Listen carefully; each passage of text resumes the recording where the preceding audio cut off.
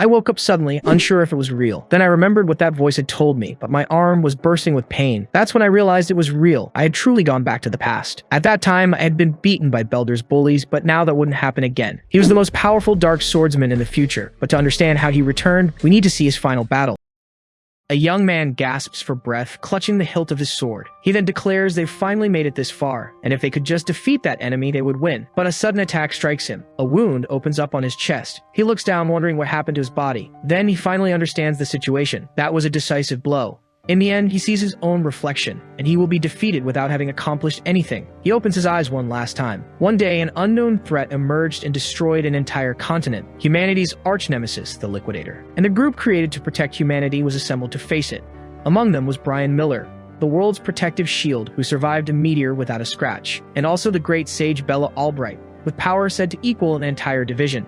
There was the divine archer Jacob Bloomfield, who took down a high-level dragon with a single shot, and the sword saint Amy White, the strongest to have ever existed. And then there was them, the members of the so-called support unit. But the soldier, Gray Lee, knew that in reality they were just sacrificial pawns. He recognizes that those people were on a whole other level. He knew that the graduates from the World Union Academy were incredible, but he never imagined the gap between them would be this huge. The combined attacks hit the Liquidator head-on. Lying on the ground, Gray wonders if their presence even matters. He questions if it makes any difference whether the support units are there or not. Meanwhile, he laments that they trained hard too. The enemy takes the Sword Saint's blow. The creature then observes the damage to its body. It faces the heroine, saying she heard it, and that's alright. And then the Liquidator wonders if it should stop holding back. The Liquidator then prepares an area attack, and the blow hits all the heroes at once. It floats victoriously over the fallen bodies. Gray watches the scene from the ground. Then the enemy turns and asks if it was just playing around. He realizes they were all defeated with a single blow, while the opponent claimed to have been just having fun until now. The soldier reaches a conclusion. There is absolutely no way they can win this fight, and his body finally gives out. Then he wonders what's happening. He asks himself why he's still conscious, even after being hit by that attack. A distant voice tells him it has finally found him. Then another voice summons him, calling him the wielder of a great power. Gray gets up in an unknown place and asks if this is the afterlife, or rather barren one. He also notices something different. He then asks who the figure sitting on the throne is. The entity informs him that he was not defeated and that his physical wounds have already been healed. The young man stares at it without a word. He looks at his own body and asks if that figure healed him, but the entity denies it, stating it was Gray's own power. Then the young man questions what his own power is. The mysterious figure explains it cannot give him details, as it is unable to properly analyze that power, but it assures him that his power is stronger than the Liquidator's if he can control it properly. Gray then asks if this means they can win. The cloaked being replies that it doesn't know, but it also believes they must get rid of the Liquidator, and for that reason it reaches out and touches Gray's chest. Then it says the young man can go now. The entity states it will lend him its power. Gray wakes up on the battlefield again. A voice then says that this is his power and not a power that can be seen with the naked eye. Gray moves forward and states he understands, causing the Liquidator to react. He then strikes the enemy with a swift blow. The young man faces his opponent, and the Liquidator is surprised there is still someone strong standing. Gray comments that the attack seems to have done some damage. Then he prepares to strike again, and claims his power is stronger than the enemy's. But the Liquidator warns him not to be underestimated. The creature blocks the blow with its hand. The young man reacts, surprised by the defense. Then the Liquidator congratulates him for forcing it to use its full power. A dark silhouette appears behind the soldier. Gray manifests an even greater power, preparing for the confrontation. The Liquidator questions what that is as a barrier on its body begins to crack, and it asks if Gray is truly human. The two then charge at each other in a violent clash, and the impact of the collision throws the Liquidator backward. It gets up and asks again if the young man is even human, but Gray replies that's his question. A shadowy form glides across the ground at high speed. The Liquidator is surprised he's still alive, but Gray admits the enemy's strength shouldn't be underestimated. He takes a deep breath before continuing. Then Gray declares that he'll simply defeat him, no matter how many times it takes. He then charges forward and attacks with his blade. The blow hits the enemy, who calls him a monster, but the Liquidator begins to transform. He takes on a new form and prepares an attack. Under the moon, the creature announces that time is up. Gray is surprised to see the sky suddenly turn to night. He faces the enemy, and then challenges him, asking, "So what?" The young man attacks with a punch, but his blow is blocked. He reacts to the unexpected block. Then the Liquidator reveals that this is just the beginning, and that nothing can harm him in this plane of true twilight. The Liquidator orders him to stop his useless resistance and look at the stars. Then he asks if they aren't beautiful. Gray looks up at the sky. A pillar of energy descends toward the ground. The creature moves away from the impact site. The attack creates a gigantic crater in the landscape. He claims the young man won't be able to recover if he's completely defeated, but the Liquidator reacts as a different power manifests. A large clock materializes in front of him. The mysterious voice says the vast amount of gathered power will be enough to take him back. Then the enemy recognizes that power and calls him Kronos. Kronos asks if the wielder of great power can hear him, as he will use all his strength, and he will send him back to the past. The liquidator shouts his name. Kronos' voice says this is all he can do for him as the clock begins to turn. Kronos' voice then entrusts the fate of the world to him. Gray opens his eyes and finds himself lying on a lawn. He sits up and asks where he is. The young man observes the landscape around him. He turns his head to the side and recognizes his hometown, Renado village. But the village shouldn't be there, as it was destroyed 15 years ago. Then he remembers the words that would send him back to the past, and realizes it actually happened. A sudden pain hits his bandaged arm. He looks at the wound and recalls that back then he was being picked on by Belder and the others. He states that he can't let himself be defeated by people like them, but he admits they were strong and he could beat them. He then sighs, thinking that defeating the liquidator was just a dream. So he decides he'll think about how to deal with them when he's stronger, as he doesn't want to get hurt. The young man continues on his way through the forest, but he runs into Belder and his companions. The aggressor says he's been looking for him and that he's caused him a lot of trouble. He then throws a sword on the ground and tells Gray to pick it up. The young man questions him silently. Belder tells him to stop playing dumb and challenges him to a training battle. Gray refuses the invitation, explaining that his wound hasn't fully healed yet. But the bully says not to worry, as the blade is dull and safe. Gray argues that no matter how dull the blade is, it's still a big piece of iron, and if it hits someone in the wrong place, the result could be serious. Belder slams the sword on the ground and tells him to shut up. He then asks if Gray thinks he has the right to refuse, and advances, saying that if he doesn't like swords, he might as well fight without a weapon. He wonders how this could be a training battle if he was unarmed. Then, he recalls the words of a military doctor, who explained that his difficulty with the sword was due to a childhood injury, and he realizes this might have been the start of his life as a loser. One of Belder's companions attacks him, but Gray dodges the blow. The young man reacts to the move he just made. Belder advances with his sword, but he dodges easily, noticing the opponent's strikes seem surprisingly slow. His feet move nimbly across the ground. He then realizes that wasn't quite it. Belder gets furious and asks why he can't hit him. The blade passes close to his face, and he understands that he was the one who had actually gotten faster. Belder's companions comment that the way he moves is like he's a completely different person. He kneels before the sword, stating that he may not have the body he used to have, but he still has the memories of the battles he fought. Belder advances with a vertical strike, but Gray parries the attack with his sword. He wonders if he can even fight an amateur like that. Then he remembers they were the ones who tormented him because he couldn't fight. Gray cracks a smile, and with a single strike, he disarms Belder, stating that things aren't the same anymore. The aggressor taunts him, thinking he doesn't even know how to take a sword strike. But Gray says not to worry, as they've just taught him a lesson. He holds the sword's hilt with both hands, and states that, as long as the blade is dull, it's a safe way to teach someone a lesson. Belder is surprised by a swift sword strike that flashes past him. He falls to the ground, hit by the blow, and wonders what happened. Belder stares straight ahead. Gray Lee stands over the fallen opponent while 3 other men watch from a distance. Then Gray wonders if the blade wasn't dull. He checks the sword and confirms it's completely dull, thinking the outcome for Belder would have been much worse if the blade were sharp. Gray then faces his opponent and neutralizes him with a swift move of the blade. The blow knocks Belder down, and Gray decides he'll keep the dull sword. In front of Belder, Gray asks why he's screaming so much. He says someone told him a dull sword was safe. Then Gray asks if he wasn't the one who said that. Back in the present, Belder kneels on the ground, and he yells at his companions to stop staring and attack him. But the men comment that Gray's gotten much stronger and suggest they attack him together from behind. The 3 men rush to attack Gray. He then asks them if they want another round, and Belder shouts for his companions to stop him as they advance. Gray states he was going to let it slide, but he changed his mind. The scene shifts to the forest for a moment, and now the 4 men are kneeling on the ground, all defeated. Gray stands before them and asks if they're from the Surya Swordsmanship Dojo. One of the men confirms, saying they haven't been going lately because they feel strong enough.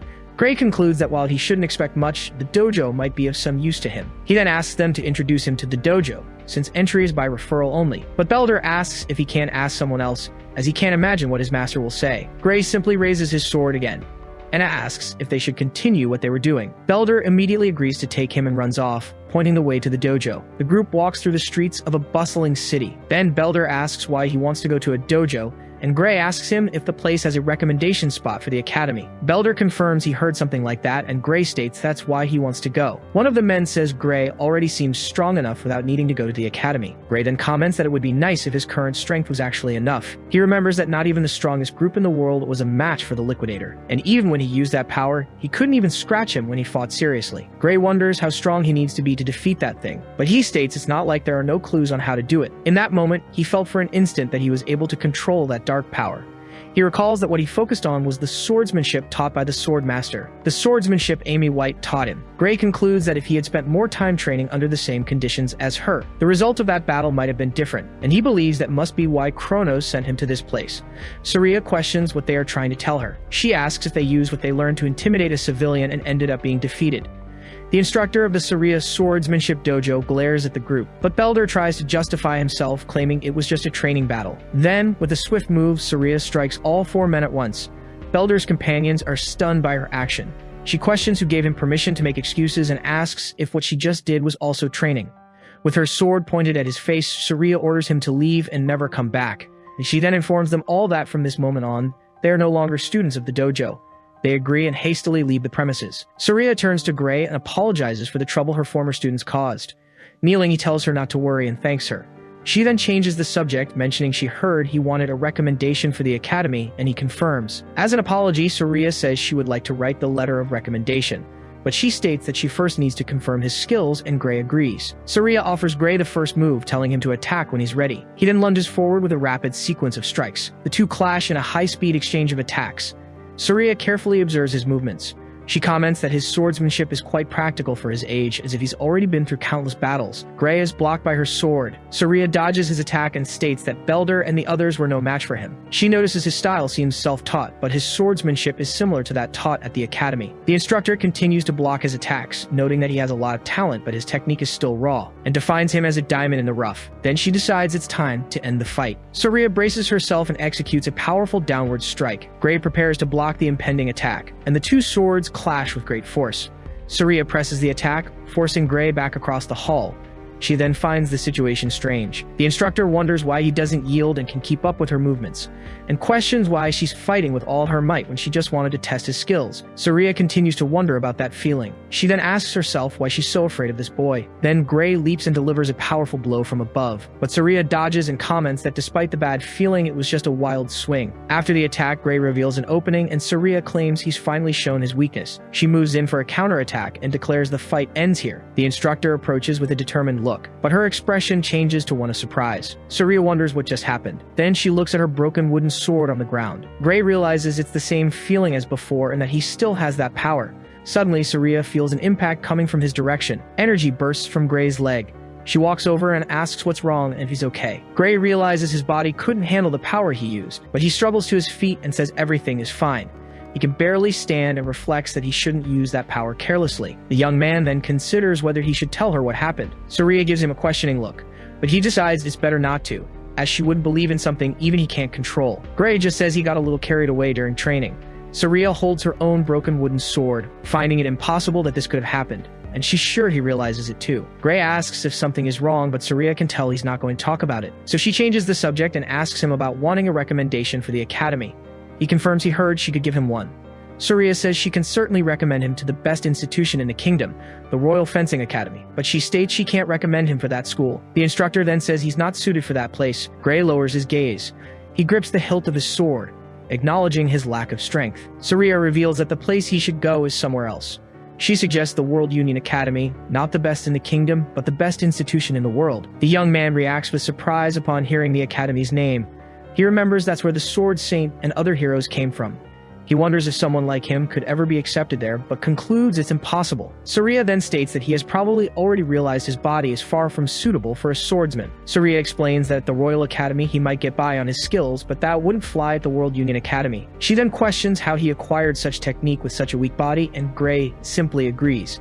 He knows everyone at that academy is a real monster, and that with a body like his, he wouldn't be able to compete. Then Saria asks him why he's giving up, reminding him there are still 9 months until the entrance exam. The young man reacts, saying it's only 9 months. She admits she won't say it's enough time, but Saria asks him to trust her. Then she asks him if he's ready to suffer for the next 9 months. Gray looks at his own hand and says he doesn't want to suffer, but he clenches his fist and declares he'll do it. The young man then asks her to look after him for the next 9 months. With a smile, Saria replies that was an excellent answer. She then cracks her knuckles, ready to begin. Gray is startled by her gesture.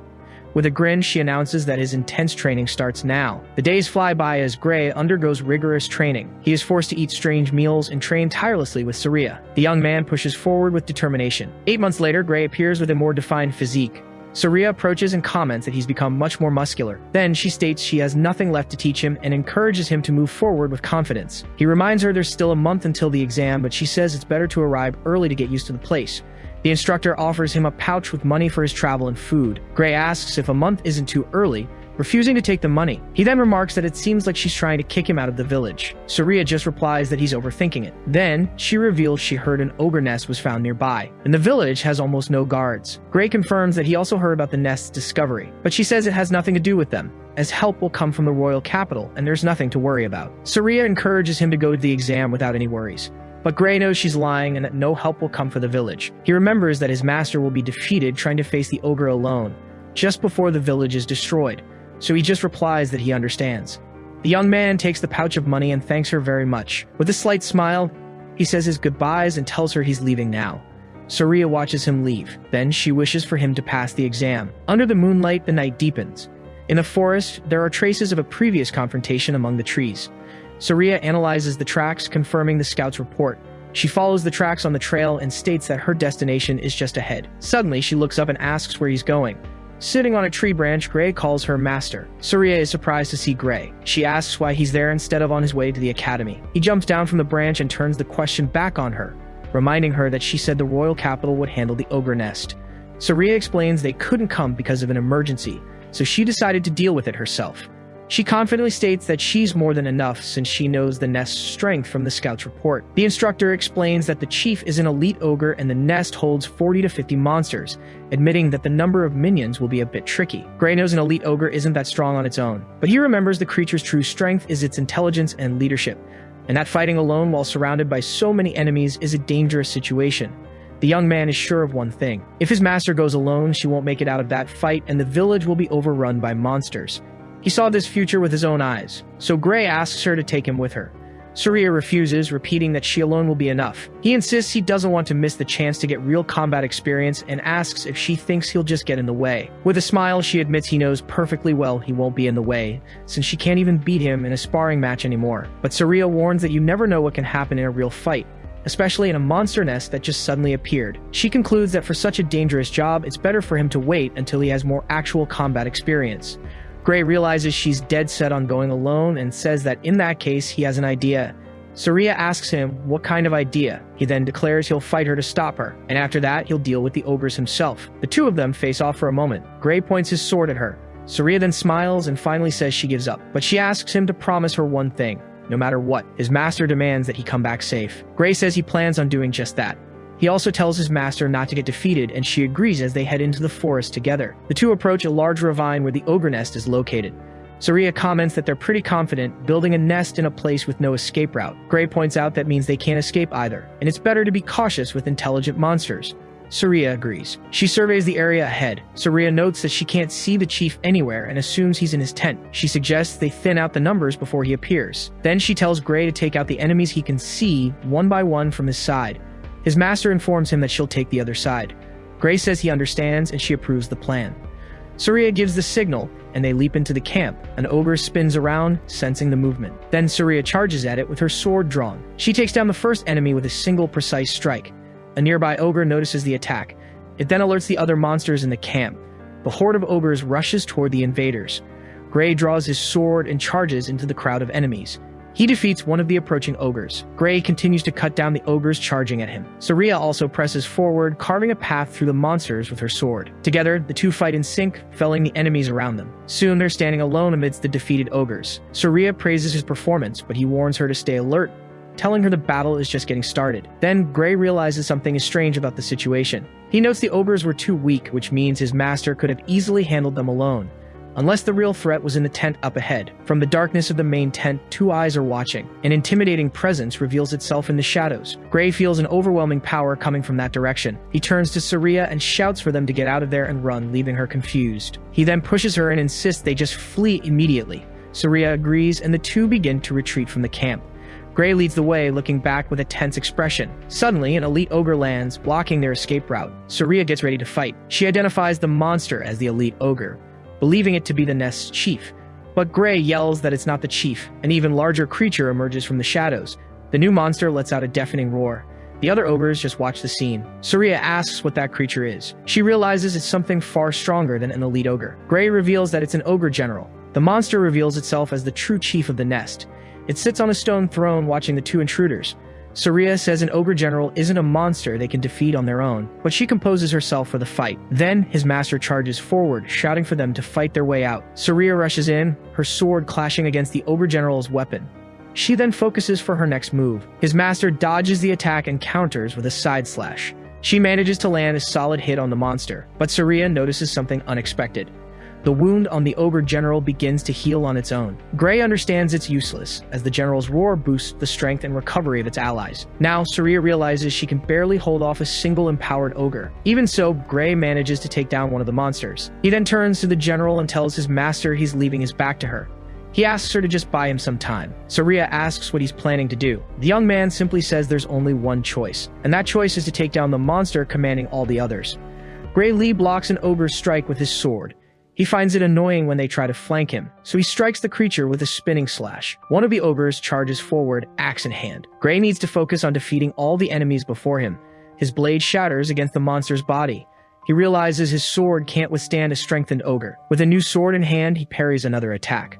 Luckily, he had a spare, but he knows it's only a matter of time before it breaks too. Jacob Bloomfield throws his own sword for Gray to use. Gray catches it in midair and thanks him. He now has 2 swords, but they won't be enough for everyone.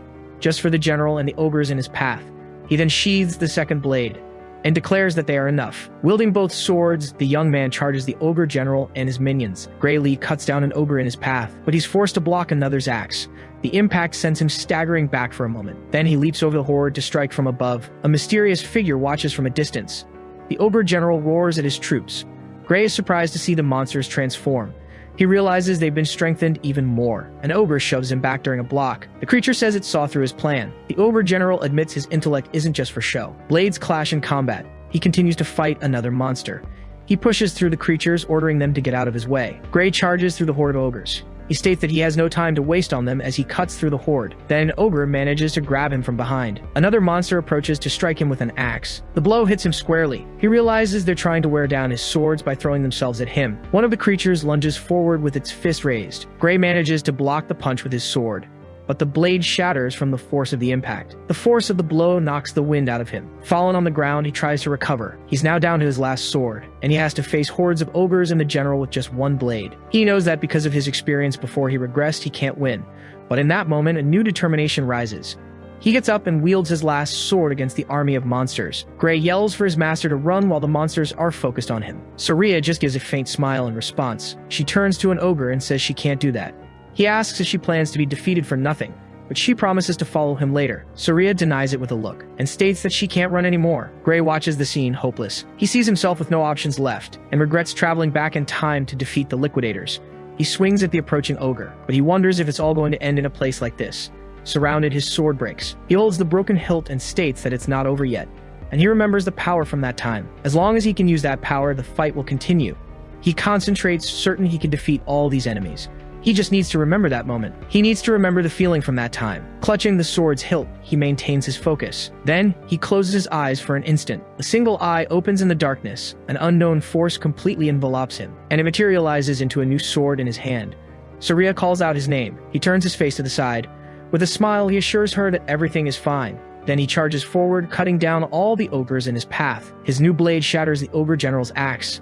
The monster looks down, surprised by the blow that struck it. Surya watches the scene, unable to understand. Surya now faces the remaining ogres alone. She comments that their attacks feel light, and admits they really gave her a hard time. The warrior defeats the creatures with ease.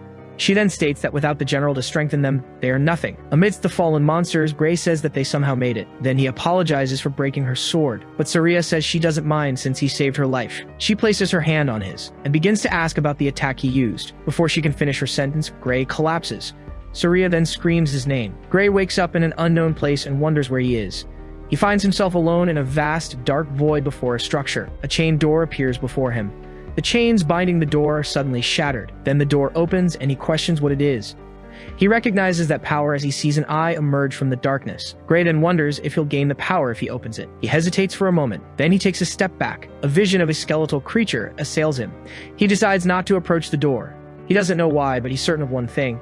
And if he opens that door as he is now, he would be defeated forever. A mysterious voice praises him for his wise decision. Gray's eyes snap open. He wakes up gasping in a bed.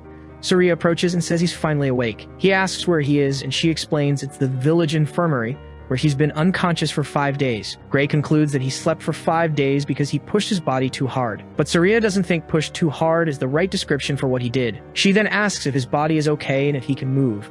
He says he'll see, and realizes he can't gather any strength in his right arm, wondering if he'll be able to hold a sword. Also, he notices strange marks on his bandaged arm. Surya asks if his arm isn't moving well, and he says he can't put any strength into it. She explains that, as she thought, it won't heal anytime soon, as the bones in his arm were severely affected. He is surprised by the severity of the injury, but comments that he doesn't feel any pain. Surya tells him they treated the injury with a magic potion. Gray is shocked by the cost and asks if it isn't very expensive. Surya reassures him, telling him not to worry, as the village chief gave them the potion. Gray wonders why the chief would give something so expensive to someone like him. She questions what he's talking about. Then Surya states that he is this village's hero.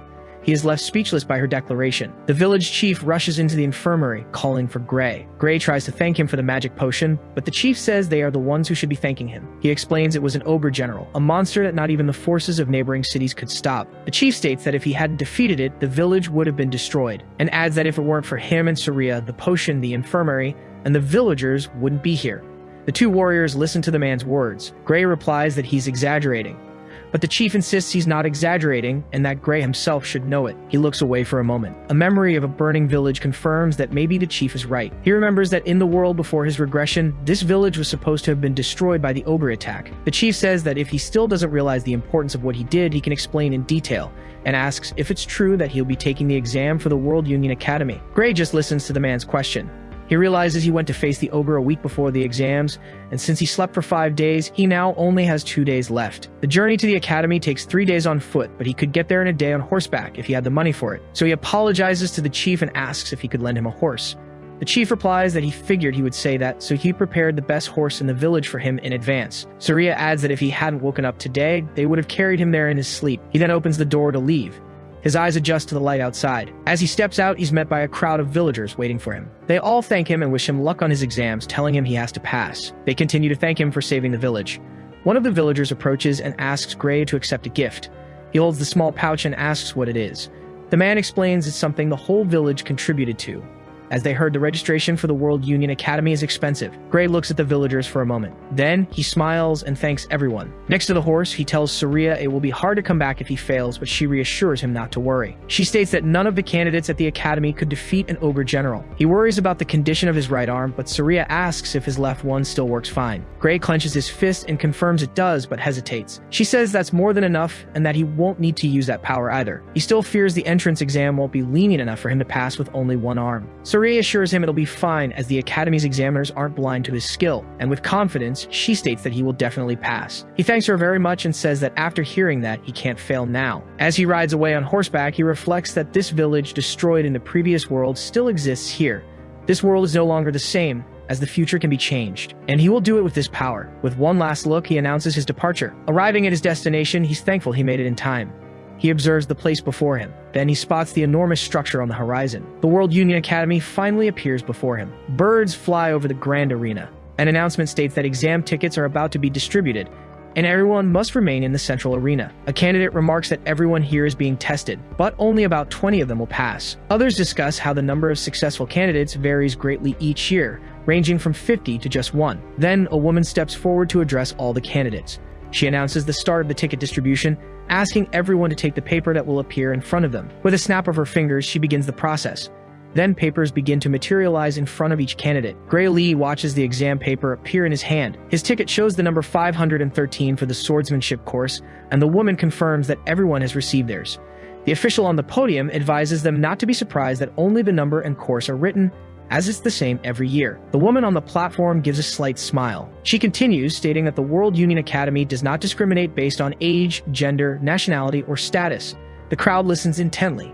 There are no other exceptions, and she concludes that not even their names matter. The woman points to the crowd and declares that their names are of no importance whatsoever. She explains that only those who pass the exam and earn the right to cross the bridge will be asked for their names, and even then, they can give a fake one if they prefer. Gray Lee questions the system, since his ticket placed him in the swordsmanship course, but he left his sword at the inn. Then the woman reveals that she assigned the courses based on each person's appearance, and she challenges anyone who was incorrectly assigned to raise their hand. A candidate asks if she's kidding, as it's impossible to have chosen everyone's course just by looking at them. Others in the crowd speculate that they must have been investigated beforehand, or that she used mind-reading magic.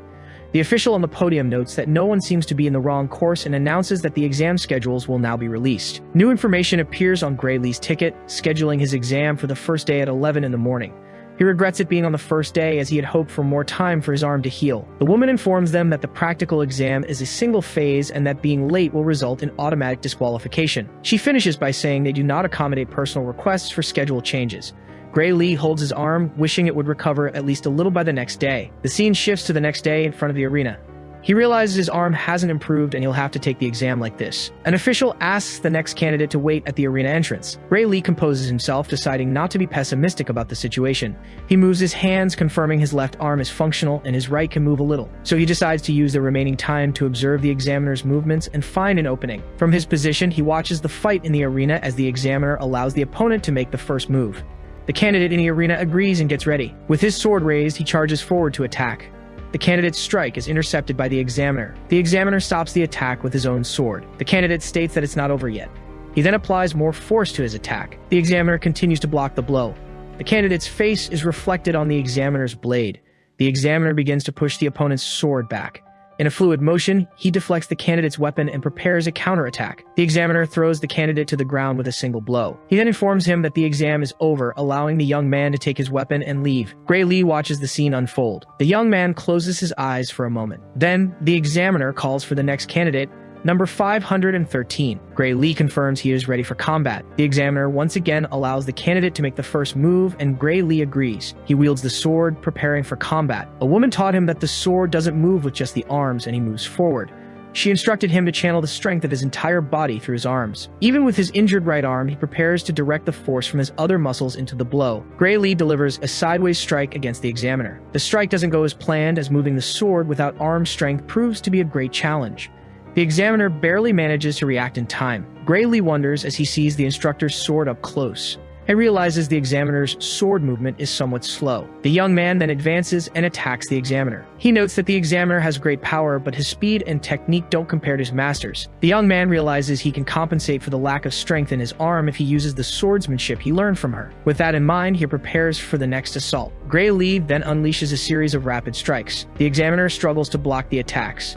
The young man realizes his opponent isn't as strong as he imagined. He remembers his master telling him he would definitely pass. The two swords clash with force. Gray Lee continues to pressure the examiner during the fight. He believes he can actually win this fight. The combat intensifies with a rapid exchange of blows. Gray realizes he has already figured out the examiner's fighting style, but the examiner's blade begins to give way.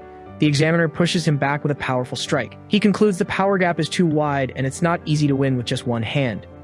He also notices his opponent's movements are becoming cruder, so the young man decides to risk a move. He challenges the examiner to come forward. The examiner charges with a wide swing. Gray smiles, seeing the huge opening left by the attack.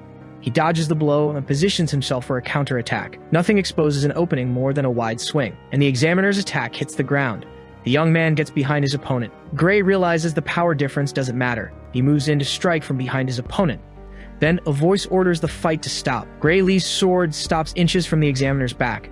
He wonders if the fight is over, thinking it was too soon to stop. An official announces that the time limit for the exam has been reached, and with that, the result will be a draw. The young man laments the result, realizing he didn't pass. He tightens his grip on the sword. Still, he accepts it, knowing he did his best. Walking down the stairs, he reflects that things will be tough if he can't even beat the examiner. He decides he'll have to take the exam again next year once his arm is healed. The young man then turns to the arena and gives his thanks. A week passes, showing the Grand Academy building. In meeting room 53 of the World Union Academy, a council is gathered. An older man asks for their thoughts on the candidates now that everyone has finished the exam. One of the board members complains of fatigue and suggests splitting the work next year, calling the current method inefficient. But another man argues that they can't overlook talent just to make their jobs easier. The meeting leader then asks them to focus on the students, not the system, starting with the swordsmanship course. He projects the results in the room and asks who the passing candidates are. An instructor explains that anyone who defeated the examiner passed, while the others will be judged on the quality they showed within the time limit. Besides the winners, candidates number 5, 217, and 793 stood out from the rest. One of the counselors suggests keeping only those, as the others wouldn't be able to keep up, and no one opposes the decision. The silence in the meeting room confirms the choice. Then the older man announces that the candidates for the swordsmanship course have been confirmed. A voice in the room asks about candidate number 513. The red-haired woman wants to know what they thought of candidate 513. The examiner who fought Gray Lee gives a smile. Another council member refers to the young candidate as that little guy. He comments that it looked like the boy was going to win, but things will be tough if he needs tricks to defeat an examiner. Another instructor concludes that his technique was good, but he lacked strength, and that he seemed at a disadvantage from start to finish. The council leader dismisses him, stating that in that case he won't do. The other board members watch the decision with a smile. The red-haired woman prepares to give her opinion. She remarks that so many watched and no one noticed, and that if everyone is so blind, perhaps it really is a waste to observe together. The next day, the city is bustling under the Great Clock Tower. Gray Lee's ticket still shows number 513 for the swordsmanship course. He hears the announcement that the successful applicants will be revealed and that only 6 candidates have passed. Then he braces himself to hear the result. A candidate's ticket bursts into flames as numbers 5 and 217 are announced. More tickets ignite as numbers 432, 515, 753, and 925 are called. The announcer states that these are all 6 candidates accepted for the swordsmanship course. The successful applicants are instructed to cross the bridge and complete their enrollment by the end of the day. Gray Lee holds his untarnished ticket while other candidates celebrate around him. He realizes that, after all, he failed. A new announcement begins for the Divine Eye Special Admission. Candidate number 513 is called, and his ticket manifests. The crowd reacts with surprise at the sight of his ticket. He looks down at it and wonders if he passed. 2 men in the crowd comment that the Divine Eye Special Admission happened again this year. Gray Lee looks confused as it's the first time he's heard of it. A woman suggests it's just a backdoor entry and that the academy is in decline. He reflects on the accusation of getting in through the back door. He has no connections and wonders if his master had something to do with it, though she never mentioned anything. An older man scolds the others for bad-mouthing the Divine Eye Special Admission. He explains that it is an honorable category that has been producing heroes for over 100 years. The 2 men scoff, saying that old folks love that admission and that it was only impressive back in the day. Someone in the crowd lists recent Divine Admission candidates, including Amy White, Bella Albright, and Jacob Bloomfield. The same person claims they are all complete failures, a fact known even to the current candidates. Images of Amy White and Bella Albright are displayed, and the image of Jacob Bloomfield is also shown. He realizes the 3 were part of the main force against the Liquidator, and now he wonders if his name will be listed alongside theirs. An announcement states that the entrance ceremony will begin in 30 minutes and that everyone should gather in the square in front of the main office. The students then change into their new uniforms bearing the academy's emblem. Gray Lee walks with the other freshmen toward the meeting place. A student asks if they've come to the right place since there's nothing in the square in front of the main office. Then, a man approaches the group of students and apologizes. He explains there was a small delay in the setup due to some confusion. He asks 2 students to move aside a bit so he can place the stairs in that spot. Then, he positions himself on the spot and confirms it's perfect. The 2 students watch the scene, not understanding what is happening. The man says everything is ready and places his hand on the ground. A large circle forms on the ground from his hand. Structures then begin to rise from the ground. The students react with shock at the sudden construction. A grand hall with staircases materializes before everyone. The man apologizes for the delay and invites everyone to sit wherever they like. The 2 students watch the scene, still not understanding what happened. One of them asks if that was teleportation magic, surprised that something so large could be moved. Gray Lee sits down, assuming the ceremony is being held here so they can see the school building in an extravagant way. He then gives a slight smile. Before them, the power of the World Union Academy is revealed. Gray questions if the number of seats isn't excessive for just 30 approved students. A nearby female student asks if he really doesn't know the reason. The young man apologizes, explaining he never studied anything besides how to wield a sword, so his classmate offers to tell him.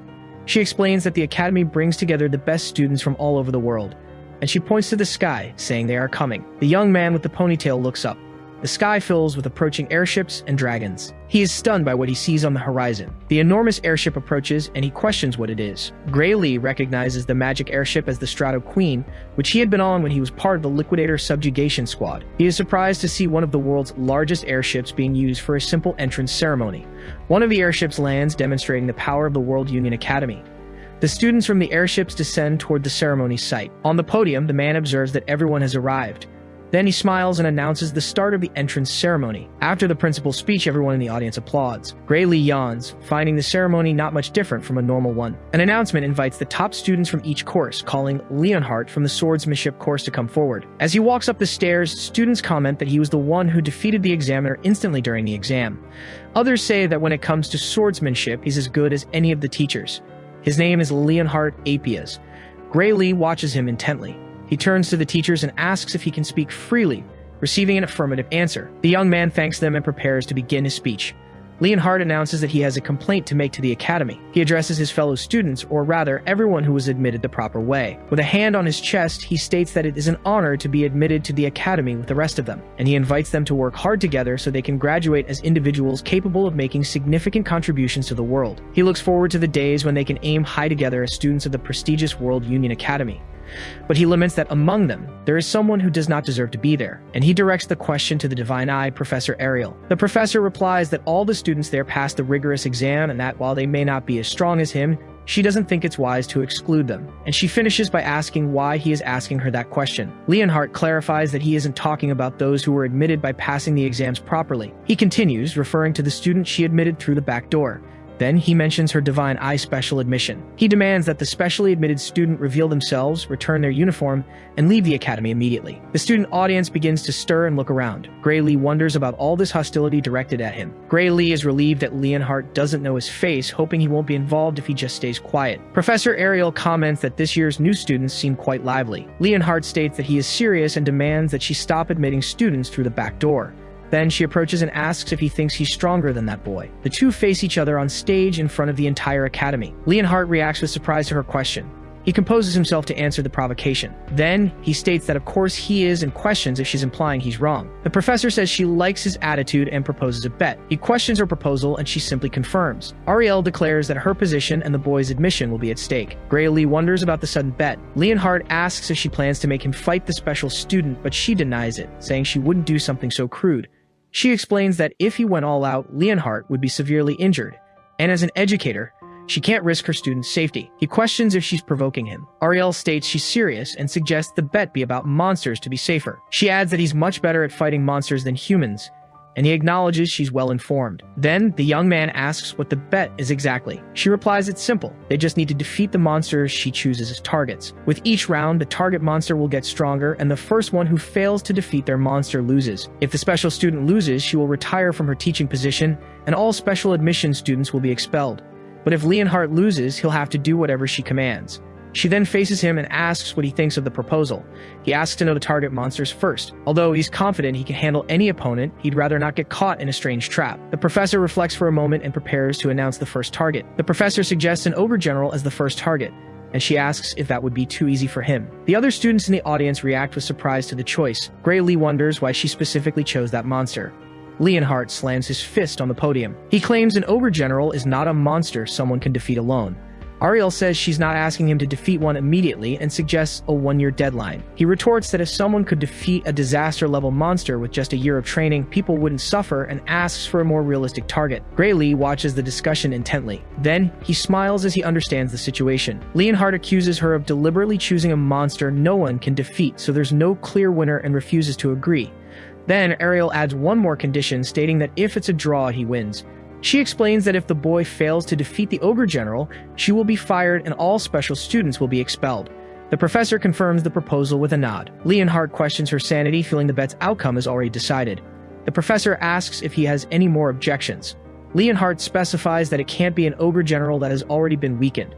She agrees that of course it won't be. Then the professor materializes a quill and a contract. She informs him that the details are already written on the magic contract, and he can sign if he has no issues. The young man observes the contract floating in front of him. Then he accepts the bet and signs the document. Leonhardt questions if she truly believes that boy can win, but she just replies, "Who knows?" The professor turns and walks away from the podium. The other teachers comment, wondering if she isn't using the bet as an excuse to retire. One of them mentions she's past her prime, after all. Gray Lee observes the situation, realizing the bet is official. He then wonders if the monster he defeated before enrolling would be included in the one-year deadline. Professor Ariel looks in his direction. The young man realizes the bet was already won from the moment it began. The professor makes a silencing gesture to Gray Lee, who concludes that she plays dirty. A professor with a book in his hands announces the start of the class on the fundamentals of magic. He acknowledges that some might be surprised by a class on the first day, but as Academy students, they can't waste a single day. The professor then starts with the basics, explaining how to use magic. He teaches that inside our bodies is an invisible energy called Either, which can be manipulated through magic circuits. The class watches the professor's demonstration intently. Gray Lee feels relieved he can follow the lesson, as he heard the same explanations at the training camp. Then he realizes what his real problem is. The fact that he ended up in the same class as Leonhardt. He hopes no one finds out he's the special admission student of the Divine Eye. The professor calls out a student who looks bored. He scolds him for already looking away less than 5 minutes into the class. Gray apologizes, surprised to be noticed even though he's at the back of the room. The professor holds up the book and challenges him to show his knowledge to the class, since he seems so confident, and he asks if the young man is capable of using basic magic. Gray Lee argues that, with all due respect, he thought it would be fine if he didn't know how to use magic since they're in the swordsmanship course. But the professor explains that even if he can only use a sword, he needs to know the basics to coordinate with a mage in a real fight. He realizes that even the explanation is the same as the training camps and wonders if the spell they're going to learn will also be the same. The young man then asks if the spell they will learn is Either projectile. The professor confirms, asking if he knows how to use it, and Gray replies that he does. He feels relieved, realizing the hellish training camp wasn't in vain. The professor decides to use this opportunity for a match and asks Leonhardt if he can also use Either projectile. He replies that, of course, he can. Leonhardt adds that he was trained not only in swordsmanship but also in magic even before starting school, and questions if it's not risky to put him against the other student. The professor reassures him, saying he doesn't need to hold back, as regardless of the skill gap, they will only use Either projectile and no one will get seriously hurt. Then he reveals that young Gray is this year's Divine Eye student, leaving Leonhardt surprised by the information. Everyone in the classroom turns to look at Gray. He's shocked by this sudden revelation, and the professor simply smirks, as he just spilled the beans. Leonhardt decides he needs to show Gray how things work. He states he's going to show him what kind of place the academy is. Then, he orders the young man to come down for the showdown. Gray Lee reacts to the challenge. The professor instructs them both to fire their Either projectiles at their opponents on his signal. Gray braces himself, aware he's only spent a few days learning magic and might not come out unscathed. As the combat begins, Leonhardt prepares his attack to show the difference in strength between them. Gray Lee also focuses his energy, feeling he has no other choice. He decides to go all out. Then the young man fires a large sphere of energy toward his opponent. Both students are stunned by the spell's result. The young man recovers and assures him he's fine, to the older man's relief. He silently watches the student compose himself. The professor surveys the destruction, realizing the barrier barely contained the impact. Then turns to Gray Lee, questioning how he conjured such a powerful Either projectile. Gray Lee stares at his own hand and wonders aloud what he just did. He recognizes the spell was weak and different from what he was used to. He then wonders if the subjugation squad's Either projectile is different from the one taught at the academy. The young man asks if he used the wrong spell, but the professor confirms it was an Either projectile. But he explains that the quality was different. It wasn't ordinary Either. It was super compressed Either. Gray Lee states he's never heard of that. The professor reveals it's a power that not even the instructors can easily replicate. The other students comment on the Divine Eye's admission, saying he should be in the magic course. But the young man knows that's not the real explanation. He remembers that all the subjugation squad's spells were like this, and that he had no aptitude for them. Gray Lee challenges the professor while casting a spell, claiming anyone could do it with practice. The professor just starts to smile at the comment. The young man watches his reaction, confused. Then the older man begins to laugh openly. The professor's reaction leaves him completely bewildered. He approaches and suggests the student transfer to the magic course, saying he has more talent for it than for swordsmanship. But Gray Lee refuses the offer, explaining he's already been told he's not good at magic. The professor counters, stating he's a prodigy for being able to use the Either compression technique at his age. He insists that whoever evaluated him knew nothing and again asks him to transfer to the magic course. The other students watch the scene, surprised to see such a strict professor praise someone so highly. The older man points at the young man, saying it would be a crime against magic if he didn't follow this path. The young man responds with a suppressed smile, but the term Either compression technique reminds him of something from his past. A female professor explains on a chalkboard that in the old days, people didn't know about life force, and because of that, it was very difficult for them to cast magic properly. In his memory, a woman explained that they needed to compress the Either and only use the parts that mixed with ode. She then comments that looking back, it was all rather funny. Back in the present, Gray Lee asks the professor if he knows about ode. The older man looks confused and asks what that is. From his reaction, the young man confirms that the world doesn't yet know about the existence of Ode. Then he questions what he learned in the subjugation squad. The young man realizes all his knowledge came from the future. The professor interrupts, insisting he transfer to the magic course, while Gray Lee decides he needs to be careful about who he shares his secret with. But the young man refuses, explaining that he loves swords.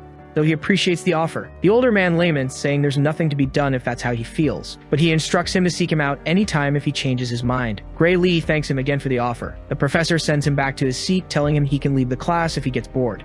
He states that the lecture is too basic for the student's level. The other students watch, impressed by the high regard Professor Carlos holds for him. Gray Lee starts walking back to his seat in the amphitheater.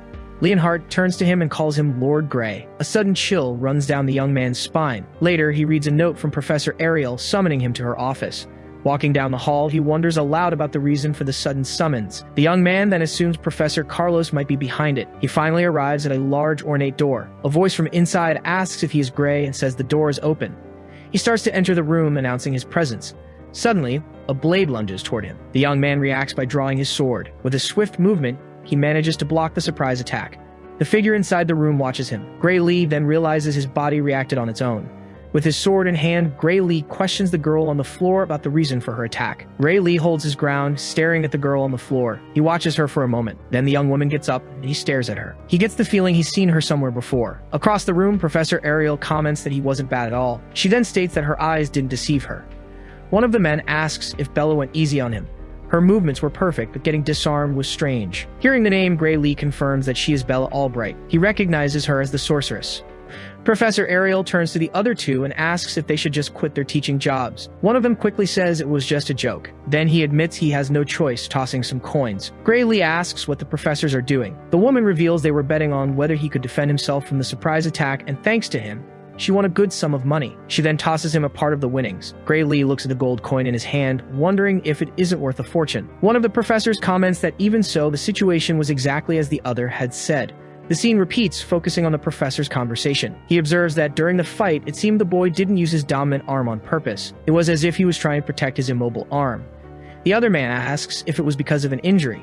The professor supposes it's not an apparent physical injury, but rather a deeper kind of wound. The other agrees, saying a simple injury wouldn't cause that. Gray Lee asks how they can notice all that just by looking. One of them explains they would be professors if they couldn't notice such details, but that Professor Ariel already knew since the exam. Ariel then asks them to leave, stating she won't give up on her student. The two men admit the boy has potential, at least for now, but one of them warns him that if that wound doesn't heal, he won't meet the Academy's admission standards. He then asks the young man to keep that in mind. Professor Ariel watches the two leave before turning to Gray Lee. Gray Lee watches in silence, waiting for the professor to speak. Professor Ariel says that now that the others are gone, they can talk about magic. On the table, a tea set is already laid out.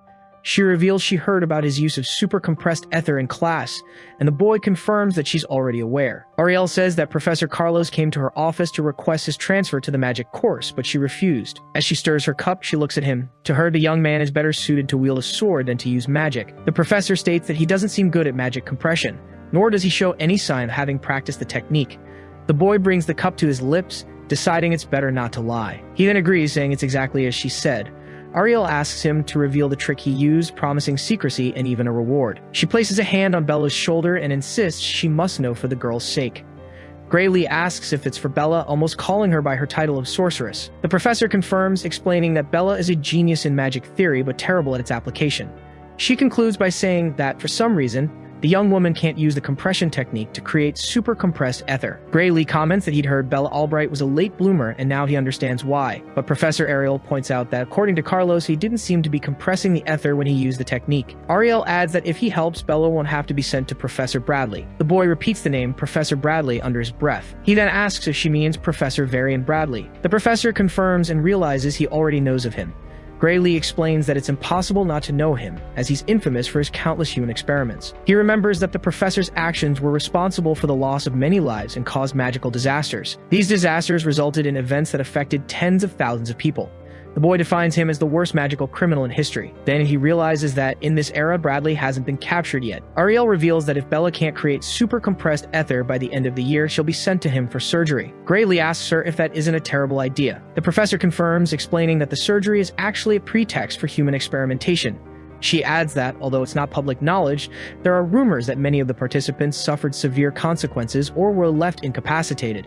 Bella Albright admits that despite the danger, she'll be expelled at the end of the year. She can't use super compressed ether. Professor Ariel replies that she'd rather have her drop out of the academy than let that man perform the procedure on her. Gray Lee reflects that his knowledge of magic doesn't belong to this era, and revealing it could alter history. The young woman clenches her fists in her lap. He continues to watch them in silence. A brief memory of a sinister figure and his own suffering flashes through his mind. Another memory of a chaotic battle hits him. Then he decides that the future he knows deserves to be changed. The boy places his hand on his cup and states that he understands the situation. He offers to teach her. Gray Lee promises to show her how to use super compressed ether as he summons a sphere of energy. Sometime later, they are gathered in a large arena. He uses a chalkboard to explain the fundamentals. When he's finished, he says he shared all his knowledge and asks them not to tell anyone. Professor Ariel assures him the secret is safe, as the magical contract they signed would bring severe consequences if they broke it. Gray turns to them and asks what they thought of his explanation. Professor Ariel admits that the knowledge he revealed goes far beyond what she had imagined. Then Bella adds that the explanation was so well organized it felt like a lecture from hundreds of years in the future. She states that just hearing his theory has advanced the history of magic by a century. The boy reflects that this was her lecture from 10 years in the future, so to someone from today, it would sound like a 100-year advancement. Professor Ariel admits she couldn't process all the information and asks Bella if she believes it. The young woman replies that there's a good chance the theory is correct, as nothing contradicts current magical knowledge. She then concludes that the fastest way to find out the truth is to test it. Bella holds up a sheet of paper and tells Gray that if everything he said is true, the spell should work. She concentrates and states that, according to his theory, this is her full power. With her staff in hand, the young woman casts a spell. Gray questions her, remembering that her full power was capable of devastating an entire city. As an enormous amount of energy is released, he recalls how she couldn't control her power. Bella herself watches the result, not understanding. The boy yells as the energy dissipates. Gray shields himself from the immense wave of power unleashed by Bella. He realizes the power would have been fatal if she hadn't controlled the magic at the last second. The flames swerve away from him at the exact right moment, saving his life. Bella celebrates having successfully controlled the spell. The fire then begins to stir and take on a new form. Before her, the flames morph into a gigantic dragon. She watches the creature, exclaiming that this is so much fun, but her control over the magic begins to waver. She says her either has run out and collapses to the ground. Gray rushes to catch her as Professor Ariel approaches. The professor explains that she's only fallen asleep from exhausting her energy. The young man watches her, asleep in his arms. Ariel comments that it was wonderful to see Bella cast a spell of that scale in such a short time. In her sleep, Bella murmurs that the theory is amazing and that she can now easily create super compressed ether. The professor smiles and states that since Bella no longer needs the procedure, she will inform Bradley to cancel it herself. Professor Ariel adds that she's happy they avoided the procedure, and especially that Bella didn't lose her magical control. Gray asks her about magical control, and she confirms it. She then explains that Bradley's procedure, while increasing power, harms one's control by forcibly removing a person's limiter. He then wonders if it was because of that procedure that the sorceress from his past couldn't control her magic. Ariel holds up the contract and states that thanks to him, Bella has fulfilled her part of the deal. She then declares that it's her turn to fulfill her promise. The professor approaches and says she will use a spell on his arm. From her hand, several butterflies materialize and fly around the young man. The creatures gather over his arm. The energy released by the butterflies completely envelops him. As soon as the spell ends, she asks how he feels, and the young man tries to move his hand. He looks at her and confirms that he can move it. With a smile, the young man thanks the professor. Gray says that not even healing potions worked, but Ariel corrects him, explaining that her magic restores nerves. She then challenges him to wield a sword to see if his arm is back to normal, and he accepts. Gray prepares to test his newly healed arm. He then materializes a blade for the test. The young man observes the sword in his hand. With a series of swift movements, he tests the arm's agility. But he stops, noticing something is wrong. The young man comments that his arm doesn't move like it used to. Professor Ariel explains that while she repaired the nerves, her magic cannot heal the wounds of his soul. She confirms what she said, much to the young man's surprise. Ariel says that current magical knowledge hasn't yet proven the soul's existence, but she believes it exists. She then covers one of her eyes. With her special eye, she claims she can see it. The professor reveals that his soul is slowly recovering and will be fine if he doesn't overexert himself. The young man looks at his own hand, repeating her words. He asks if he should stop training, but she says it's not necessary if he just exercises normally. Then she questions what kind of swordsmanship could affect someone's soul in that way. The professor mentions an example of swordsmanship that uses the soul to move the sword. She then brings up the name Amy White and asks if he knows her. The young man is startled, wondering why she would mention the Sword Saint's name, since they shouldn't even know each other yet. Ariel asks if she's mistaken, as the way he wields his sword reminds her of Amy's style, but she notices a slight difference and guesses that his master is even more skilled. The professor adds that in a few years, Amy will reach the same skill level, leaving him stunned by what she knows. He tries to change the subject, saying he learned it in his hometown, and asks if swordsmanship can really affect the soul. The woman replies that ordinary swordsmanship certainly couldn't. She continues, explaining that an ordinary attack could never defeat an ogre general and everything around it in a single blow. The young man finally realizes she already knew about the incident. Ariel confirms it and reveals that, thanks to him, she's practically won the bet. The professor says she saw the aftermath of the scene and that not even the most advanced magic could have done that. She then points at him and asks if he used that mysterious power. Gray asks if she can see it with her eye, and the woman confirms that she can.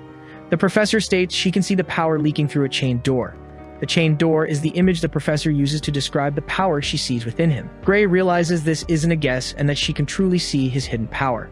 The professor then reveals she has seen a power similar to his before, though it had a different feel to it. The young man asks her if there are other people with a power like his.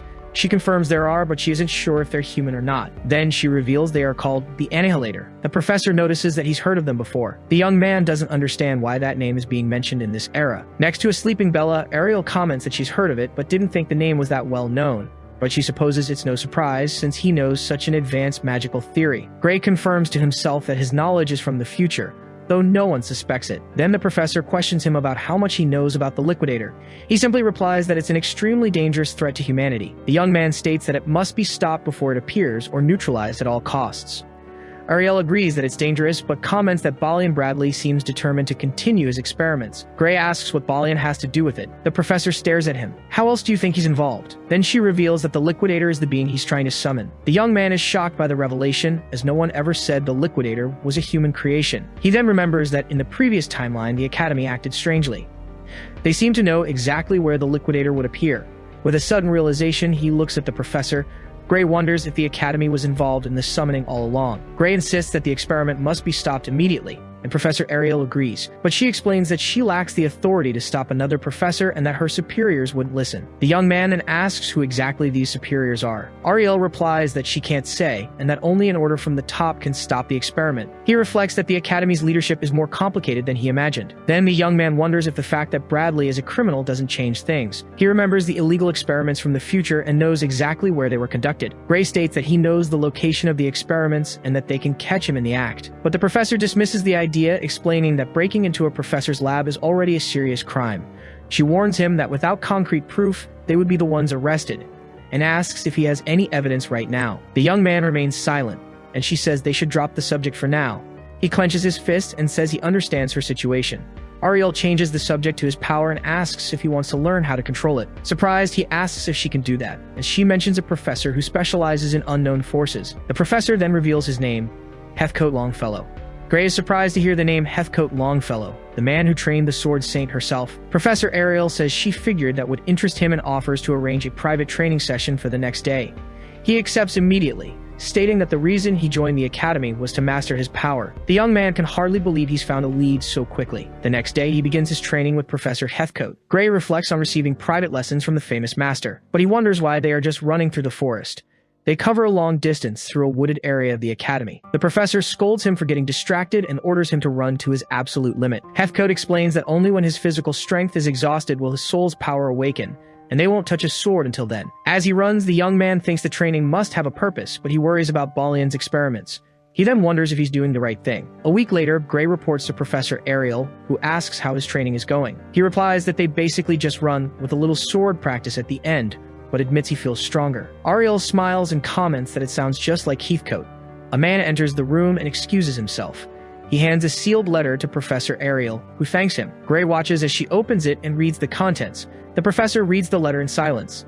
The young man asks what's wrong, and she hands him the paper. He begins to read the message. Bailey and Bradley's letter states that although Bella obtained a similar power, she didn't actually compress it. Therefore, her new ability is not recognized as super compressed ether, and the operation will proceed as planned. Gray crumples the letter and declares that this is insane. The professor comments that Bradley seems determined to force the surgery, even though it's no longer necessary. The young man asks if Bella can't just refuse, but Ariel explains that the contract is strict. Unless Bradley himself voids it, Bella's only options are expulsion or the operation. But Gray refuses to accept the situation. The professor slams her hand on the table and asks for his help. He then asks her to reveal the location of Bradley's lab so they can expose him and void the contract. With a smile, Gray asks if she hadn't said it would be dangerous to act without proof. Professor Ariel replies that they will find the proof and that she's putting her faith in him. But she corrects herself, saying that maybe she had it from the start because her eye told her the truth. She then reveals that her eye showed her he was telling the truth all along. Ariel admits it just took her a while to accept the truth, and he stares at her. The professor then turns to him and asks him to lead the way. She declares that together, they will bring Bradley's crimes to light. Gray reveals the lab is in the mountains near the village of Torul. The professor recalls that he has an academy-authorized lab in that location. The young man questions why he would conduct illegal experiments in an authorized lab. Ariel explains it's the perfect spot as no one would suspect it, and he could stay there for a long time.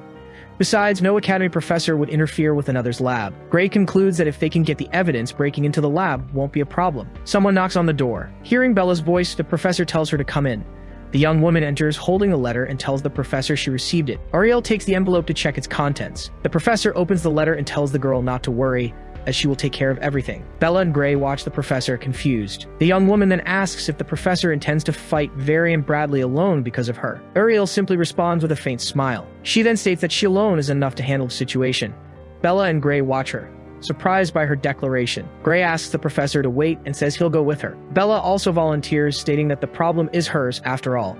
The professor cuts them off, reminding them that Bradley is a teacher and a dangerous individual. She says she can't let them go to such a dangerous place, but the young man argues that's exactly why she shouldn't go alone, and that he can help with his power. He also adds that, as her student, he'd be expelled if she disappeared. Gray asks her to let them decide their own fates.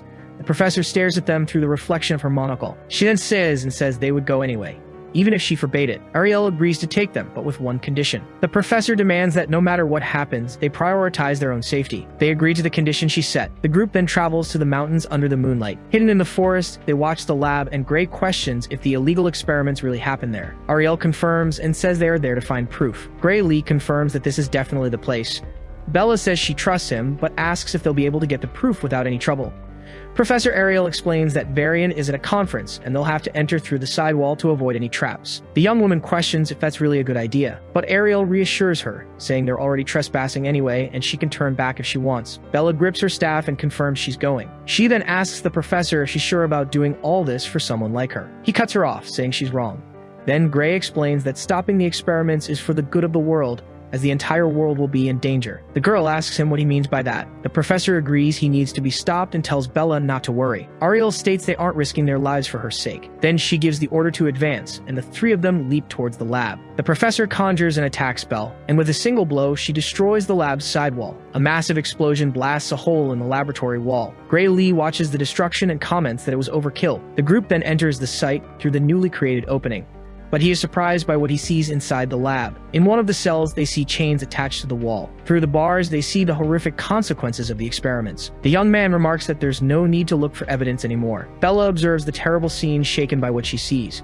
Professor Ariel states she can see 14 forbidden spells in addition to the illegal experiments. They continue to explore the place cautiously. In a wider room, he spots what looks like a summoning altar. The young woman asks what they should do now and if they should rescue the survivors, but Gray warns her they shouldn't take too long, as Varian could return at any moment. Suddenly, he senses a presence. A mysterious voice asks if they were calling for him. Professor Ariel wonders about his conference. Varian Bradley appears before them. The group is startled by the professor's sudden appearance. He reveals he sent a body double to the conference, as he had an important experiment to conduct. Ariel questions him about the experiment, and Varian confirms he has new materials. He says he'd like to use them immediately, but then he stares at them. Professor Varian declares a change of plans. The three of them brace for what's to come. He watches them through the reflection in his glasses, commenting that he needed materials with more magical potential. Varian admits he doesn't know how they discovered his experiments, but assumes they haven't told anyone. He then says that if they were to suddenly disappear, no one would ever suspect him. The student questions his plans, but Varian Bradley just says their contribution will expand the limits of magic. With a smile, he states that since he can't let them go, he'll ensure their presence is put to good use. Suddenly, a large explosion rushes towards Varian. The attack hits the hallway with great force. Bella Albright is the one who fires the spell with her staff as Professor Ariel watches the scene. After the dust settles, Varian deems the display of power magnificent. He turns to the group, repeating that it was truly magnificent. Varian's energy manifests around him. He comments that the Divine Eye Ariel is still in top form and that the special admission student has exceptional talent. Varian then decides he should perhaps take a closer look at the Divine Eye's other recruits. He confronts them from a distance, questioning a student's attempt to attack a professor. Bella replies that it's better to confront him than be defeated, even if she's lost her chance. Professor Ariel announces their retreat, stating they already have proof and the academy can handle the rest. But Varian asks if they really thought he would let them leave, unleashing his power. A wave of energy surges directly toward Bella. Professor Ariel steps forward to intercept the attack with a barrier. Behind her, Professor Carlos just screams her name, but Varian Bradley claims it's useless, as this is one of the fruits of his research, the Flame of Gluttony. He explains that it's a fire that devours defensive magic, turning the opponent's defense into its own fuel. Professor Ariel watches as he remarks that its only drawback is the cost of a rare material to conjure it. The professor's barrier begins to shatter. Then, her monocle breaks. She is thrown backward by the impact. Another defensive magic appears to stop the advancing flames. Bella Albright takes a stand to protect the group. Ariel then instructs her to take the spell Memory Bag to Gray, and says that if Heathcote Longfellow sees it, he'll know what to do. Bella stomps her foot hard on the ground. A large spherical barrier expands, protecting everyone from Varian's attack. Professor Ariel questions what Bella Albright is doing and urges her to flee, but Bella says the professor's barrier is breaking and that she will handle the situation herself. Ariel reminds her of the promise they made that she should put her life first, as Varian's magic can't be stopped with defensive spells. The professor's barrier shatters. Then Bella simply says it's alright. Her magic clashes directly with Varian's attack. She explains that his spell isn't that strong. It just requires a different kind of defensive magic. Varian Bradley is surprised, as the theory to nullify his magic was known only to his group, and he demands to know how she knows it. Bella replies that someone recently taught her a new theory, and with it, the spell becomes easy. He then questions her about who taught her. Varian shouts, demanding the traitor's name in exchange for a quick defeat. The young woman asks if he really wants to know who it was, and with a smile, she just says it's a secret. Bella remembers Gray Lee explaining that even though he's a student in the swordsmanship course, the formula to nullify Varian's spell was correct. Varian concludes that she won't answer seriously. Varian Bradley resigns himself and holds a large crystal. Then, he commands the flames to advance. He crushes the crystal in his hand. A torrent of energy with floating spectral forms surges forward. The attack moves swiftly down the corridor. The energy condenses into a dark vortex. Varian launches the magic toward the group. Graylee asks if Bella Albright is okay, and she says yes, as the barrier can hold. But she hesitates for a moment. Varian Bradley taunts her, stating that her mana reserves won't last more than a minute. Bella then asks Professor Ariel to attack him since her hands are busy with the defense, and she agrees. The professor analyzes the attack before her. She notices the flames are thinner at one point and that she can project mana outside the barrier. Her hand passes through the barrier, generating electricity. Now outside, Ariel prepares to cast her spell. Professor Ariel fires an electric blast toward Varian. The spell shoots down the corridor at high speed, but the attack simply dissipates before reaching its target. Varian Bradley remarks that the counterattack attempt won't even reach him. Gray Lee remembers that the professor's offensive magic is one of the weakest among the staff, and with the flame's properties, it must be absorbing the cast spells. The group is at a loss. Then, Bella Albright warns that she's almost out of mana to maintain the barrier. Ariel turns to the students and says this is why she told them to run. She looks at Gray with concern. He then steps forward and tells the professor to leave the rest to him. Bella questions his plan, stating that his sword can't reach the enemy from that distance, but Gray just replies that it's fine and that he's sure he'll reach him. The professor warns him, as using that power again could cost him everything, and his arm might never recover. He then reflects on the possibility of being defeated alone. Gray Lee then states that it's better than the three of them being defeated together. Suddenly, a point of light appears in the center of Varian Bradley's magic. Gray's image appears reflected in a drop of liquid. He attacks from above, slicing through Varian's spell. Gray advances with his blade in a precise strike. Varian Bradley watches the hallway, now cleared of his magic, as Gray Lee and the others stand in the distance. Bella Albright just stares at him, completely shocked by what happened. Then Varian's body collapses to the floor, defeated. Professor Ariel remarks that this is the first time she's seen his true power with her own eyes. But the impact of the strike makes the hallway ceiling start to crumble above them. Large chunks of debris fall toward the group. A figure lands softly on the ground. The debris freezes in midair, suspended by thin lines of energy. Ariel comments that this was beyond her expectations. Putting that aside, she turns to Gray and asks if he's alright.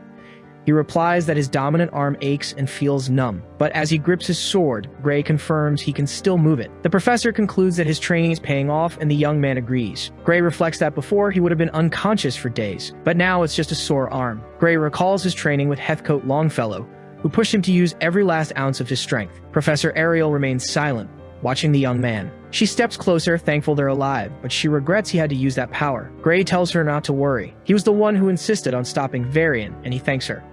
She then asks him to please try not to use that power for a while. The professor warns him that if he does, the damage will be irreversible. Gray stares at her in surprise. He is silent for a moment. Then the young man simply says he's sorry. Bella asks him if that was magic, since she didn't sense any other. She says it's impossible to explain that much power with magic alone. Ariel apologizes and asks Bella not to investigate further or speak of what she saw. Bella asks why as Ariel conjures a spell in her hand. Ariel warns her, saying she'll be forced to erase her memories if she doesn't promise to stay quiet. Bella quickly agrees and asks if they should seal it with a magical contract. Ariel agrees, telling her to proceed with the contract. They seal the magical pact with a signature. Ariel asks what's next. Gray suggests they first help the people on the floor. He notes that they just seem to be in a magical sleep. Ariel says that while they are in danger, they should be taken to the Academy's medical wing just in case. She then casts a spell that surrounds all the prisoners. The magic will protect them from any external harm for the time being. With that settled, Ariel decides to investigate the area more closely, remarking that the place is insane. The professor reveals her eye can see the illegal experiments which use forbidden procedures to create magical catalysts in people. These were also used to enhance a person's magical abilities. She doesn't see any experiments related to the liquidator, guessing they might be in another facility. Gray Lee finds this strange. This was the place where the incident that affected thousands in his past life happened. He then remembers that a miasma rising from the ground was what affected everyone. Ariel notices the change in Gray and asks what's wrong. Bella also calls his name, starting to grasp the true gravity of the situation. Gray Lee wonders if there could be something beneath this place. He suggests it might be underground with secret passages. Professor Ariel considers the possibility for a moment. After scanning the floor, she says she can't see any hidden passages. Ariel focuses her sight once more to be certain. Suddenly, she tells everyone to wait and walks over to Varian Bradley's body. The professor kneels to inspect the spot where he fell. She says that although faint, she can sense traces of short-range teleportation magic. Ariel concludes the destination is about 300 meters away, and there must be something there. Gray asks if they can reach 300 meters underground. Ariel confirms she can use a teleportation gate. She then says they should give it a try and snaps her fingers. A large magic circle forms on the ground surrounding the entire group. The professor notes that if there's nothing at their destination, the gate will just drop them in solid earth. The circle activates with a massive surge of energy. Everyone looks down, stunned by what they see through the portal. The portal reveals a massive city built entirely underground. Professor Ariel is shocked that such a large space exists beneath this place. Bella then feels a tremendous surge of either coming from all around, especially from one specific point. She points toward a large, circular building in the city's center. Ariel realizes it's not just either. It's a different kind of power, far greater than anything she's ever seen. Gray Lee then asks if this different power could be what he suspects it is. The professor simply confirms his suspicion. Then she reveals that it is the power of the liquidator, emanating from the central building. The group approaches the large, circular building in the center of the city. Upon entering, they find a large, sealed door at the end of the hall. Ariel confirms that the power is definitely coming from that place, but she notices there's no sign of the liquidator and touches the door. Bella asks if she's sure they should be messing with it, but the professor just tells her to relax. She opens the door slightly, stating that it holds no power. Bella Albright then says the door was placed there just as a symbol for the ritual. Ariel agrees, explaining that the power isn't in the door. She reveals that the source is in the magical equipment all around them. Inside one of the devices, a form of energy manifests. Suddenly, the entire system activates, and the group watches from a distance. Gray asks what's happening and if they're trying to summon the liquidator. Bella states that the magic is too dangerous and that they need to shut it down now. But Ariel stops her as her foresight tells her this facility can't actually summon the liquidator. The large door ahead then begins to shatter. Gray Lee yells that space is being torn apart, and Bella calls out for the professor. The energy from the equipment intensifies as the door continues to shatter. Gray and Bella watch the scene, not understanding what's happening. Professor Ariel then states that she already knew the energy in one of the devices stabilizes. She explains that the devices don't summon the liquidator, but merely open a small rift to where it exists. The substance gathers on the ceiling, channeling the power leaking through the rift. Ariel reveals that the core used to crystallize this power is life energy, estimating that the equivalent power of 10 individuals has been used so far. She surmises that most of the people they saw upstairs were captured for this purpose. Bella then questions her about why they would go so far to gather power, and the professor asks if she didn't see it. The professor refers to the black flame that Varian used in the fight, and she explains that the crystal that enhances it is basically what the catalyst will look like when it's ready. But she warns that the catalyst won't be limited to flames, and if they mass produce it, there's no telling what they plan to do. Ariel then notices that the cracks in the door are disappearing. Gray wonders if Varian wasn't trying to summon the liquidator, and the professor replies she doesn't know if he didn't try or just couldn't. She concludes that the space opening equipment was pushed to its limit, and that perhaps this was all they could do. Bella Albright comments that the apparatus is incredibly valuable, as she's never seen such precise, high-powered spatial warping magic. Professor Ariel agrees, adding that building one of them would cost a nation's budget, and that only one organization could have 8. Bella suggests it might be the Discar Empire, but Ariel denies the possibility. She explains that while it's the largest country in the world, they likely don't have the magical research resources to build one of these. Bella then asks who it could be. Then she deduces that it must be an organization whose magical research surpasses even that of the Empire. Graylee then chimes in, suggesting it's the World Union Academy. The suggestion leaves Bella completely stunned. Ariel confirms Gray's suspicion, stating that no other research body could afford this scale and budget. The group stands in silence at the revelation. The young woman questions if the Academy is behind this, since its function is to defend the world from threats. The professor understands why she doesn't want to believe it, but reinforces that there is no other group capable of such a feat. Gray argues that this doesn't mean the entire academy is the enemy, as the majority might still be on their side. He remembers that before the reset, the academy's main forces were on the front lines, and he states that after seeing that future, he can't believe the academy is an enemy of humanity. Professor Ariel agrees, saying it's exactly as he said. She believes that most of the Academy probably acts for the good of humanity and wouldn't allow experiments with such consequences. But the Academy has countless researchers, and with so many facilities, it's unlikely anyone in this world truly knows the full picture. The image of the Grand Hall reinforces the idea of the Academy's vastness. Ariel adds that whoever was behind Varian had very strong support, as he couldn't have organized all this alone. Bella Albright then asks if they can't fully trust the Academy, and the professor says she's been watching it from the inside for decades. She then confirms that it is definitely not an organization that can be blindly trusted. The professor believes that most of the people inside, including those responsible for the experiment, must think they are doing what's best for humanity, and that they've likely convinced themselves it was all for the greater good. The truth lies buried in darkness. Graylee asks if there's any idea how to find the mastermind, but Ariel reveals there are no communication devices in the facility. She explains that not even the creator's magical residue was left on the equipment, making the search for clues very difficult. Ariel then hesitates for a moment before continuing. Suddenly, one of the devices explodes behind Bella. Graylee is startled by the explosions that begin to erupt around him. The entire hall explodes in a chain reaction.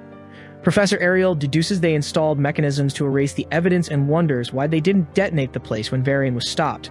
Bella Albright cuts her off, saying it's not the time for hypotheses and that they need to get out of there. But the professor calms her down, explaining that they are just magical explosives.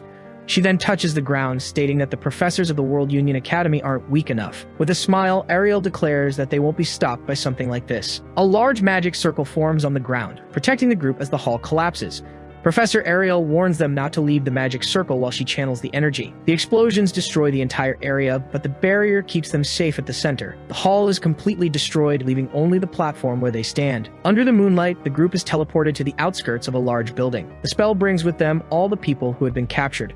Ariel notes that everyone who was captured managed to escape safely. Graylee comments that he thought it was the end and that the situation was too dangerous. The professor explains that the teleportation was slow because of the extra baggage, but it was worth it since they recovered the equipment. With the devices in hand, she states that the Academy can no longer ignore them. In a room with an ornate door, the group prepares to report what happened. A man informs them that the survivors are being treated in the Academy's medical wing. The director of the World Union Academy, Orodrom Alexandro, thanks them for stopping Varian's illegal experiments. He then questions them about the magic engines Varian possessed. Orodrom shows a document stating that each one is worth more than an entire nation's budget. Professor Ariel agrees, questioning how Varian managed to gather 8 of these devices on his own. Orodrom reveals that the equipment is stolen property. He explains they were stolen during transport, resulting in the loss of 78 agents. The revelation shocks everyone in the room. Ariel then remembers the incident from 15 years ago. The director confirms, stating that the stolen cargo contained those engines and that he remembers who was responsible. Then he reveals the name The Reapers and asks if they've ever heard of them. Graylee identifies them as the world's largest criminal organization, and Bella adds that they are parasites who always resurface. The memory visibly affects him. Bella Albright then reveals that they were also responsible for the loss of her parents. Orodrom explains that they can be dismantled, but they always resurface, and no one knows where they hide or who leads them. He adds that some say over 78% of all fatal crime-related incidents are their doing. The director would be surprised if some of their members were already inside the Academy, but it would be impossible to identify them, and the Academy wouldn't act. Gray questions him, not understanding how the Academy wouldn't act even with criminals infiltrated. Ariel explains that's how the Academy works now, giving anyone with talent a chance to grow stronger without distinction. Orodrom Alexandro agrees, stating that to the Academy, it doesn't matter if they are criminals. Bella Albright finds the idea absurd. believing that criminals should be punished. The director says he agrees, but his superiors don't share that view. She questions him, asking if he isn't the director, and he replies that he's just a subordinate. He explains that while he may be the face of the academy on paper, his authority is insignificant, and asks if they want to know who really calls the shots. Bella and Gray Lee stare at him, waiting for the answer. Then, the director simply advises them to get stronger. He explains that the more power they prove they have, the deeper into the academy they'll be allowed and the more secrets they'll uncover. Orodram reveals that, although he can't name names, there is a veteran with the influence to shape the academy's direction, including the policy of accepting criminals. Gray then asks if they could change the academy by becoming stronger than this person, and the director confirms that maybe they could. The director concludes by saying that around here, strength is everything. Gray and Bella clench their fists, determined.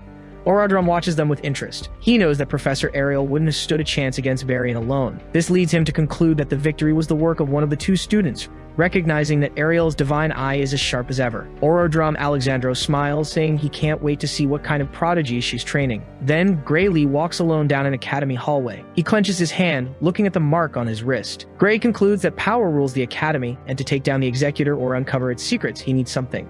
He decides that first, he'll have to focus on getting stronger. Suddenly, a student rushes towards him, and Gray just wonders what's going on. The guy hits him with a direct kick. Gray slides across the floor from the force of the impact. He then manages to recover, crossing his arms. The attacker calls him tougher than expected, and Gray asks what his problem is. Indignant, the student repeats the question. He accuses Gray of walking around like he owns the place and states that a special admission reject doesn't belong in this hallway. Gray then asks if he's looking for a fight, noting it's the first time someone has actually hit him in the hallway. The guy says he'd love to, but gestures with his hand. As he turns, Gray sees that Professor Ariel has appeared, and the student calls her Reject Number 2. The student just says, "See ya," and turns to leave down the hall. He apologizes as he walks away, explaining that surveillance prevented him from getting closer. Then, with a defiant smile, he promises he'll send someone else soon. Finally, he speaks Varian's name. Professor Ariel approaches Gray Lee and asks what happened. He explains that some student shoved him, saying a divine eye admittee shouldn't even be walking the halls. She notes that with no weapon and no injuries, there's not much she can do officially. Then Ariel suggests he go after the aggressor and neutralize him. Surprised, the young man asks if he's allowed to do that. The professor explains she can't permit it as his superior, but her eyesight has been poor lately. She might not notice something happening nearby. Gray decides to let it go to avoid more trouble, but she questions his choice. She then asks if the students from the Divine Eye program are bullied that much. The boy clarifies that people make fun of them sometimes, but this is the first time it's gotten physical. She just questions if they really make fun of him. Ariel then apologizes, saying she wishes she had more authority here. But he reassures her, stating that if it weren't for her, he wouldn't even be at the academy. Gray states that he, Bella, and the others will prove the Divine Eye program wasn't a mistake because the professor has a good eye. Elsewhere, Amy White prepares herself, and Bella Albright casts her magic. Meanwhile, Jacob Bloomfield attacks. Professor Ariel remains silent for a moment. Then she thanks Gray, but she warns him not to act like the problem is someone else's. Ariel reveals that out of the entire Divine Eye group, he's the one she expects the most from. She states the others will become top tier, but it was upon meeting him that she believes someone could surpass humanity. Gray replies that's a tough comparison. The professor stares at him intently. He then reflects that the mastermind behind Varian probably hasn't given up on summoning the Liquidator. After all, not even they could damage that thing, and he returned to this timeline to ensure he can defeat it. The fate of this world rests in his hands. The scene shifts to a large coliseum within the city. Later, in a classroom, the professor announces that fencing class will be live combat practice. He instructs the students to pair up according to the list on the board. Gray Lee watches and remarks that he'd better be on his game. He reflects that if he messes up, everyone will start bad-mouthing the Divine Eye admittees again, so he needs to at least show he can keep up with the regular students. The young man reacts to his own conclusion. Then the board reveals his partner is Leonhardt Apias. Leonhardt is the top student in the fencing course and the strongest first year. The professor claims he tried to pair students of similar skill levels and asks them to treat the fight as if it were real. Gray questions the similar skill levels, wondering how he, a special admittee, ended up fighting the top student. He also figures his opponent already dislikes the Divine Eye students and is probably eager to take him down after the last incident. Suddenly, Leonhardt greets him from behind. He remarks that they seem to be partners and he's thrilled, since becoming the top of the class was worth it to be able to fight Lord Gray. Leonhardt steps closer, declaring he's trained harder than anyone and asks Gray to witness his true swordsmanship. Gray reacts to his sparring partner's intensity. He realizes the smile is there because he's relishing the chance to finally defeat him in an official match. In the middle of the arena, the instructor asks if everyone is ready. He then yells for them to begin. Leonhardt charges forward, shouting, "Here I come." Gray blocks Leonhardt's first strike, their swords clashing. He struggles to withstand the pressure of the attack. Leonhardt pushes him back with a powerful blow. The swordsman focuses for the next move. He unleashes another attack, which Gray manages to parry. The boy holds his sword with both hands to resist the force. Leonhardt comments that his opponent is strong and that it's hard to believe he didn't get in through normal admission. Gray defends himself from multiple simultaneous attacks. Gray thinks that although he's holding his own, he can't match his opponent's strength even using both arms. He realizes Leonhardt's swordsmanship is a standard style, but it's been honed to an impressive level.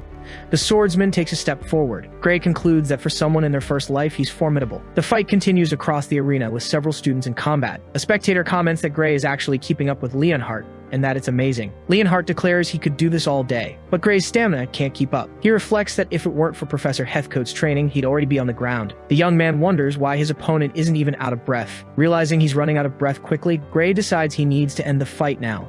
He remembers the professor told them to fight like it was real. His expression changes. Leonhardt raises his sword for a final blow, but Gray dodges the attack, leaning back. He plants a hand on the ground for balance. Leonhardt reacts, surprised by the move. Then, from his low stance, Gray lands a strike on his opponent's leg. Leonhardt stumbles midair, wondering what happened. Gray watches him from the ground. Then, Leonhardt realizes his opponent is treating this as a very serious battle. But he tightens his grip on his sword and declares that he can't afford to lose. The next moment, Gray is standing over Leonhardt, who is on the ground with a sword pointed at him. The tip of the blade signals the end of the duel. Then the young man extends his hand and says it was a draw. Leonhardt accepts the help to get up, but states that's not quite right. He explains that at the last moment, all he could do was swing his sword. Gray, on the other hand, could have finished the fight decisively if he had wanted to. Leonhardt concludes that since it was a mock battle, he forced himself to aim for a vulnerable spot and asks if he's wrong. Gray replies that even with protection spells, aiming for vital points in a practiced duel is wrong. With that, Leonhardt declares that it still means he lost. Leonhardt thanks him, saying he finally understands the difference between real combat and swordsmanship, and that fighting isn't just about sword skills. Gray admits it was a rather unexpected move for a fencing class, but Leonhardt retorts that the instructor told them to treat it as real combat, and there's no wrong tactic in a real fight. Then he takes a step forward. He then challenges Gray to another round. Gray wonders if they're really going to fight again. He reflects that he only won by catching him off guard, and that in a direct confrontation, Leonhardt's technique would have put him on the ground. Suddenly, a voice tells them to stop right there. A student approaches and says that combat training or not, no one said they could use anything other than a sword. He questions how a special admission student like Gray got paired with the top student and tells him not to get cocky. Gray just reflects that he wasn't the one who chose the pairing. Leonhardt steps in, stating the professor decided he was the only one worthy of fighting Gray and tells the other student to stay out of it. The professor approaches and confirms that he made the pairs, matching students with similar overall strength.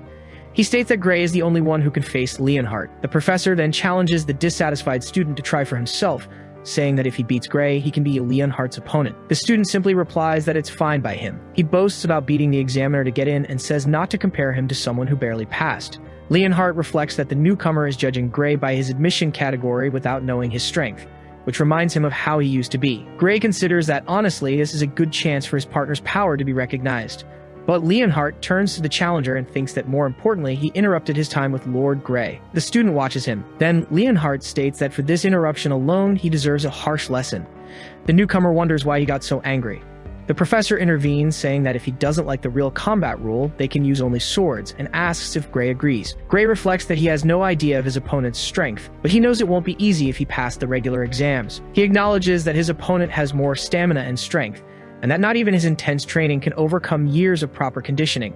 So he says he's not confident in his abilities, but asks if there will be any consequences if he loses. The professor confirms it's just a class exercise, but instructs them not to go easy on each other. Gray agrees, and both fighters prepare for combat. The instructor gives the signal to start, and the student immediately charges forward. The student yells that it's time to put the special admission student in his place, and that he needs to learn his role. Gray blocks his opponent's strike with his sword. He wonders about something. The two blades press against each other. With the impact, a challenger is thrown backward. The challenger reacts with surprise, while Gray realizes the blow was light and his power is nothing special. The student charges forward to attack again. Then Gray wonders if his opponent is holding back. With a single move, he disarms his adversary. The student falls to the ground from the impact of the blow. The professor declares the fight is over. Gray approaches and asks if he's okay, thinking he expected him to dodge. The fallen student claims it was luck and that he just caught him off guard. He gets up and demands to fight one more time. The professor tells him to go ahead until he's satisfied. The student attacks Gray again and again. Sometime later, the sky is clear over the arena. Gray approaches the fallen student and asks if he's all right. The boy starts to answer. Visibly exhausted, he claims he's fine. The professor says that's enough and asks someone to take the student to the infirmary. Then, the instructor announces that this year's representatives are Gray and Leon, asking if there are any objections. Gray asks what it means to be representatives. Leonhardt explains that the best of the first years face the second-year champion. The professor adds that it's for the inter-year battle. He points to the students, informing them that the first years have lost 35 times in a row. But the instructor states that maybe this year will be different. Gray wonders about the 35 consecutive losses. He asks if the power gap between the years is really that big. The professor confirms that 1 year at the academy makes a huge difference. The instructor explains that losing is normal, even expected. He continues, saying that just putting up a good fight is impressive enough, and a victory would go down in history as a miracle. Then, he places a hand on Gray's shoulder. The professor tells them not to stress too much and dismisses the class. Gray reflects that the inter-year battle isn't as serious as he imagined. But as a special Divine Eye student, he sees the perfect opportunity to prove he can fight. The young man then decides he needs to train hard. In a faculty meeting, the last item on the agenda is Professor Budra's proposal. Professor Ariel confirms she's listening. Budra, a professor from the magic department, proposes that the Divine Eye student Amy White be expelled. Ariel questions him, stating she's responsible for the Divine Eye students, but he replies that this is the problem. He explains that Amy White failed her third-year advancement exam and only remained because she's a special admission. Budra concludes by asking how that could possibly seem fair, since all the other students who failed were expelled. Ariel defends her student, explaining she's developing a world-class combat ability, but a reaction in her body prevents her from using her full power. A professor scoffs. He says the side effect excuse makes an underperforming student sound like a prodigy, and asks how long she'll keep up this fantasy. She insists it's the truth and that the student could gain full control any day now. But if they push her, she might lose that chance forever. Another professor points out that she's used the same excuse before. He then asks if her plan is to let someone who doesn't meet the Academy's standards stay indefinitely. Ariel argues that the Academy exists to nurture talent. Expelling someone gifted who doesn't fit the system goes against its very purpose. Budra questions her use of the word talent. He remarks that maybe the special picks were impressive back in the day, but the current crop is full of failures. Ariel remembers Amy White, Bella Albright, and Jacob Bloomfield. Another professor suggests the Great Divine Eye is losing its insight, and that perhaps it's time to consider abolishing the program entirely. Surprised, she asks what they are talking about. The professor reminds her that the program was established by the founding council and can be abolished if more than half the faculty agrees. A colleague agrees, saying that current Divine Eye students are not impressive. Another adds he's heard of Bella Albright's improvement, but it's no great achievement and her mana capacity is questionable. Ariel starts to respond. One professor agrees that while past Divine Eye students were impressive, the recent class doesn't have the same impact. Several professors react with scornful smiles. Other faculty members watch with disdain. She realizes there are more voices against the Divine Eye than she thought. At this rate, the program really could be shut down. Budra claims the program has been outdated for a long time and that it's time for them to move on. A colleague taunts her, asking if she still plans to claim she can judge talent better than the rest of them. She clenches her fist, wanting to say yes, but she knows that would only provoke them. Ariel knows they already dislike her. Still, she reflects that many professors care if the program benefits the Academy, and she can't say anything that would turn them against her. Ariel remains silent. Budra asks if the cat's got her tongue, saying at least she knows she's past her prime. Another professor agrees, saying maybe it's time for her to retire before she ruins her legacy. One professor suggests that if she wants to raise her favorite students as she pleases, she should open her own school. A professor calls the idea brilliant and says she'll be lucky to find any students who would follow a decaying Divine Eye. But Ariel states that those kids need more time, and if they get it, they will prove their worth. She concludes that she must stop them from being expelled before that happens at any cost. One of those present then asks about the Divine Eye students, mentioning one named Gray. Another professor comments he's heard Gray is promising among the first-year swordsmanship students and was chosen for the inter-year battle. Budra reacts, commenting that he does indeed sound promising. Then one of them suggests they let him prove his worth in the competition and decide the program's future based on the results. Professor Ariel considers the proposal in silence. She remembers Professor Heathcote Longfellow. Ariel hesitates to give an answer. She begins to explain that Gray's power isn't suited for simulated battles and that in a real life or death situation, a professor slams the table and cuts her off, saying there she goes with the excuses again. He shouts that if a student can't show their power in training, they won't show it in a real fight, and everyone there knows it. Ariel stands up and retorts that they don't understand, as his skills are not normal swordsmanship. Tension fills the faculty meeting room. A senior professor ends the meeting, declaring the discussion is going nowhere. But he states that seeing the Divine Eye admission in action seems reasonable, and that they will decide after his performance in the battle. Ariel tries to object to the decision. As they leave, the other professors comment that they're now looking forward to the competition, as it should be quite a show. Professor Heathcote Longfellow leaves the room in silence. Alone in the room, Ariel remains seated at the table. She apologizes to everyone, stating she is too weak. She then remembers Gray. His power isn't suited for simulated battles and he still needs time.